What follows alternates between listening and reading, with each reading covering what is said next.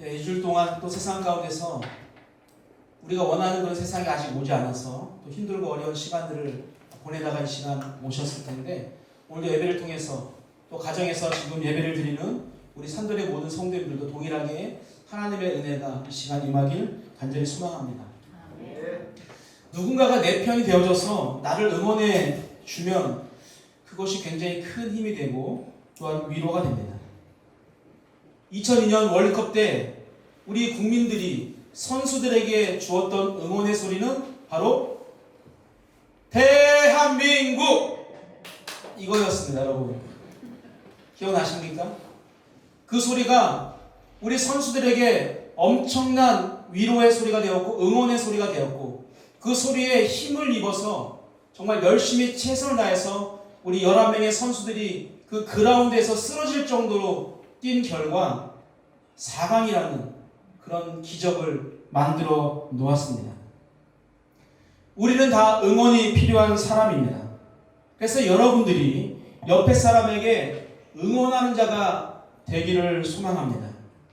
여러분의 그 응원의 소리가 상대방에게 어려움을 헤쳐나갈 용기가 되고 또한 힘이 되기 때문입니다. 마라톤 경기는 인간이 하는 운동 중에서 가장 어려운 운동 중에 하나입니다. 무려 42.19km라는 먼 거리를 달려가야 하기 때문입니다. 바람과 햇빛, 그리고 갈증과 그 무릎에 찾아오는 통증, 또 심장을 조여오는 듯한 그런 고통 등 온통 나를 쓰러뜨리려고 하는 것들과의 싸움이 바로 마라톤 경기입니다. 마라톤 경기를 보면 눈에 띄는 것이 있는데, 길거리에 나와서 선수들을 응원하는 군중들입니다. 길게 늘어서서 박수를 치고 또 환호성을 지릅니다. 특히나 올림픽과 같이 큰 경기를 보면 자국 선수들, 즉 우리나라 선수들이 지나갈 때마다 군중들이 엄청난 환호와 박수 소리를 보내는 것을 우리가 봅니다. 군중의 그 응원 소리가 경기에 임한 선수에게는요, 나를 대신해서 그 길거리의 군중들이 한 발자국도 띄워주지 않지만 그 응원의 소리가 엄청난 힘이 된다고 합니다. 이렇게 응원의 소리는요, 무형의 힘이 되고 위로가 되는 것입니다. 우리는 어쩌면 이 세상에서 마라톤과 같은 경주를 하고 있는 자들이라고 할 수 있습니다. 누군가가 달리라고 해서 달리는 것이 아니라 내가 선택해서 달려가는 것이지만 힘들다는 것을 부정할 수가 없습니다. 우리는 지금 이 세상에서 가장 힘든 운동인 마라톤 경기 중에서도 마의 코스라고 하는 가장 견디기 어려운 그 구간을 달려가고 있는지도 모르겠습니다. 지금 모두가 힘든 시기입니다. 우리가 어떠한 잘못을 해서가 아니라 코로나라는 외부적인 환경에 의해서 우리가 지치고 우리가 피곤한 상태입니다. 지금처럼 힘든 시기를 겪을 때 우리의 따뜻한 말 한마디가 큰 힘이 되고 위로가 됩니다. 이 자리에 나오신 분들도 또 여러 가지 사정으로 나오지 못하고 각 가정에서 영상으로 예배를 드리는 모든 분들도 모두가 비슷한 상황을 지금 걸어가고 있습니다. 이때 필요한 것은 앞에 서서 나를 따르라라는 그런 구호보다는 옆에서 말동무가 되어주면서 천천히 가도 돼, 힘들면 쉬었다 가도 돼 라는 그런 위로의 말이라고 생각합니다. 이 시간 여러분에게 이런 하나님의 위로의 소리와 하나님의 응원의 소리가 들렸으면 좋겠습니다. 지금 제 입을 통해서 이야기하고 있지만 하나님은 여러분에게 너네 이 정도밖에 못하니? 라고 하지 않으시고 얼마나 힘드냐? 지금까지 충분히 잘하고 있었다라고 분명히 여러분에게 말씀해 주실 것입니다. 오늘 본문 말씀은 하나님께서 허락하신 구원을 결코 잃는 일이 없을 거라는 구원에 대한 확신을 주시는 하나님의 위로의 소리입니다. 사람의 응원도, 사람의 박수 소리도 우리에게 그렇게 큰 힘이 되는데 하나님의 위로의 소리는 우리에게 얼마나 더 큰 힘이 되고 용기가 될까요? 우리 1절 말씀을 다시 한번 읽어보겠습니다. 읽습니다. 야곱아, 너를 창조하신 여호와께서 지금 말씀하시느니라. 이스라엘아, 너를 지으신 이가 말씀하시느니라. 너는 두려워하지 말라. 내가 너를 구속하였고 내가 너를 지명하여 불렀나니 너는 내 것이라. 아멘. 당시 이스라엘 상황은요, 비참한 그 자체였습니다. 온 나라가 황폐화되어졌고 백성은 노예가 되었습니다. 그 어디에도 조그만 희망을 찾아볼 수 없는 그런 시절이었습니다. 이 말씀은 그때 하나님께서 주신 말씀입니다. 하나님은 오늘도 이스라엘 백성들에게 두려워하지 말라라고 지금 말씀합니다. 지금 비록 나라가 망하고 너희는 노예 신세가 되었지만 나는 너희를 버리지 않았어. 나는 너희를 잊지 않고 나는 너희를 끝까지 사랑할 거야. 그러니 두려워하지 말고 포기하지 말고 꿈과 소망을 가져라 라고 지금 말씀을 하시는 겁니다. 두려워하지 말라는 이 말씀은 당시 이스라엘 백성들에게만 국한되어진 것이 아니라 지금을 살아가는 우리에게도 동일하게 하나님께서 말씀하시는 것이죠. 우리에게 하시는 응원의 소리입니다. 힘을 내, 용기를 내. 내가 너와 함께 할 것이니까 포기하지 말자. 조금만 우리가 더 걸어가자. 오늘 우리는 다 다른 고민과 걱정을 가지고 각자의 예배 자리에 있습니다. 오늘 말씀을 통해 우리를 향한 주님의 응원의 소리가 들려지기를 소망합니다. 이 시간 하나님이 우리에게 하시는 응원의 소리는 과연 어떤 것일까요? 하나님의 첫 번째 응원의 소리는요, 너는 나의 특별한 존재라. 너는 나의 특별한 존재라고 이야기하는 것입니다. 1절 보면 내가 너를 구속했다라고 오늘 말씀합니다. 자신을 희생하지 않고 상대방을 해방시켜 주는 경우는 성경적 구속의 개념이 아닙니다. 성경이 말하는 구속의 개념은 반드시 엄청난 희생이 따른다는 것입니다. 그래서 구속자가 되기 위해서는요, 도움을 받을 자와 내가 엄청나게 가까운 관계라는 것을 전제하고 있습니다. 사형수를 석방시키기 위해서 내 자녀를 죽이는 부모는 없습니다. 자녀도 그것을 용납하지 않아요. 그러나 내 자녀나 내 동생을 위해서 내 목숨을 대신할 수는 있습니다. 왜 그럴까요? 나와 특별한 관계이기 때문입니다. 따라서 오늘 하나님께서 내가 너를 구속했다라고 말씀하시는 그 말씀 안에는 어떤 의미가 있냐면 너랑 나라는 특별한 관계다라는 것을 지금 이야기하는 것입니다. 그리고 그 특별한 관계가 신약시대로 넘어오면서 인류의 구원을 위한 예수님의 희생을 통해서 극명하게 우리에게 전달되어지고 있습니다. 사랑하는 산돌교회 성도 여러분, 하나님과 특별한 관계에 있는 분들이 바로 우리입니다. 하나님은 우리와 상관없는 분이 아니라 우리의 아버지이십니다. 그 아버지께서 나와 특별한 관계에 계신 그 하나님께서 이 시간 우리를 지켜주겠다라고 약속을 하고 있는 겁니다. 그분이 우리를 응원하고 있는 것입니다. 내가 너를 응원할 테니까 절대로 포기하지 말라는 거예요. 두려워하지 말라는 거예요. 힘을 내라는 거예요. 용기를 내라는 거예요. 소망을 가지라는 거예요. 꿈을 꾸라고 말씀하시는 겁니다. 자녀를 키우다 보면 내가 힘든 것보다 자녀가 힘들어하는 것이 더 마음이 아파요. 자녀를 낳아보신 분들은 다 아실 겁니다. 그래서 자녀가 힘들어하지 않기 위해서 빚을 내서라도 자녀들이 힘들어하지 않게 하는 것이 바로 부모의 마음이죠. 우리 부모님들은 빚을 내지 않던데요 라고 말할 수 있지만 카드 할부가 다 빚이에요. 왜 그렇습니까? 바로 내 자식이기 때문입니다. 하나님도 마찬가지입니다. 우리가 힘들어하는 것을 보고 계시지만 않으시고 반드시 하나님의 능력의 그대로 우리를 회복시키고 우리를 어려움으로부터 반드시 지켜 주실 겁니다. 우리 2절 한번 볼까요? 같이 읽습니다.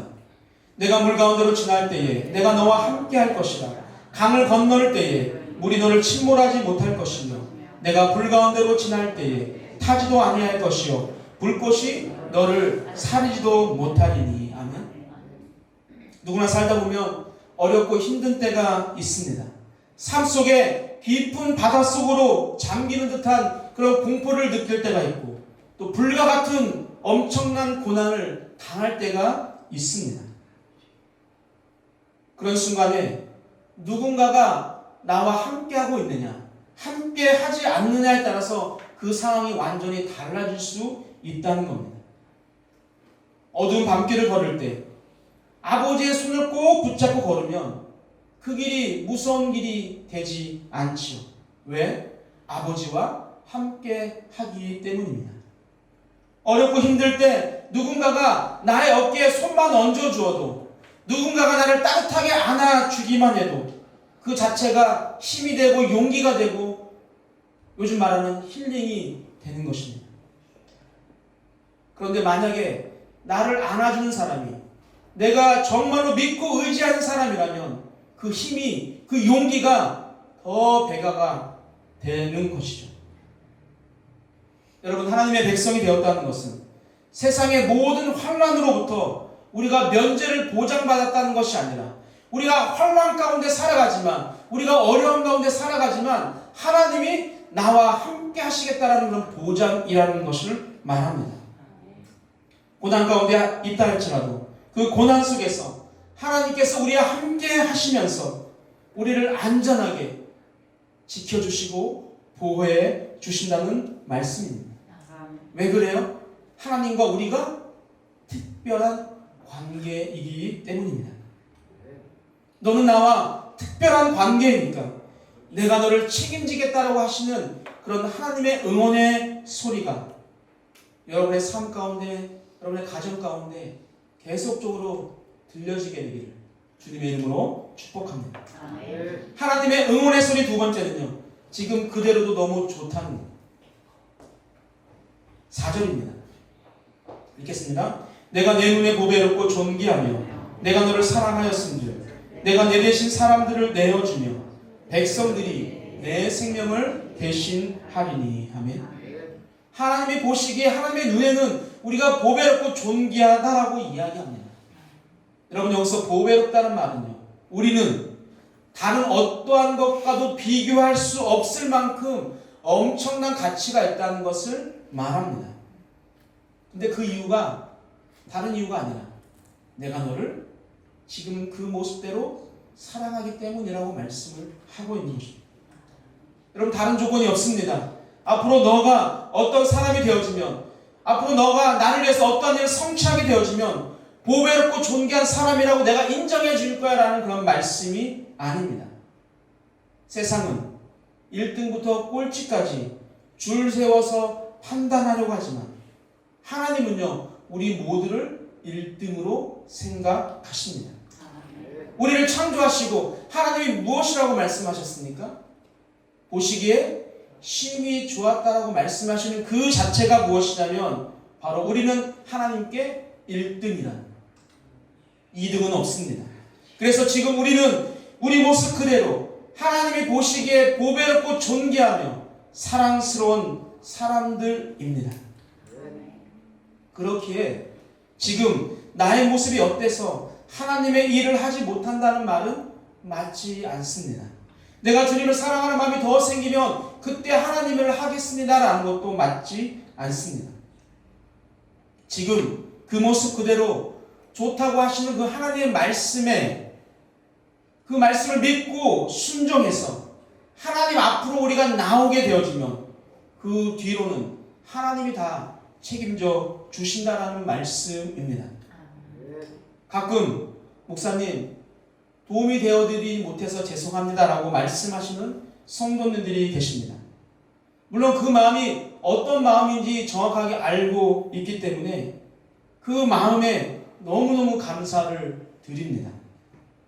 그러나 여러분, 하나님이 우리의 지금 있는 그 모습 그대로 좋다고 하시는 것처럼 저도 여러분이 제 옆에 계시는 것만으로도 너무너무 좋습니다.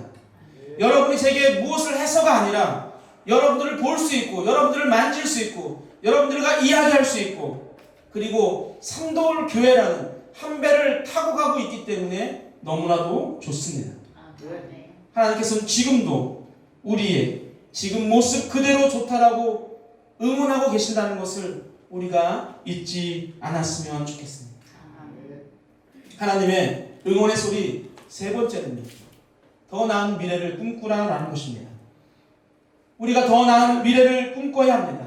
왜냐하면 우리는 하나님의 꿈을 먹고 살아가는 하나님의 꿈이 있는 그런 사람들이기 때문입니다. 안타까운 것은 과거에 얽매여서 하나님의 꿈도 기대도 저버린 채 그렇게 살아가는 것입니다.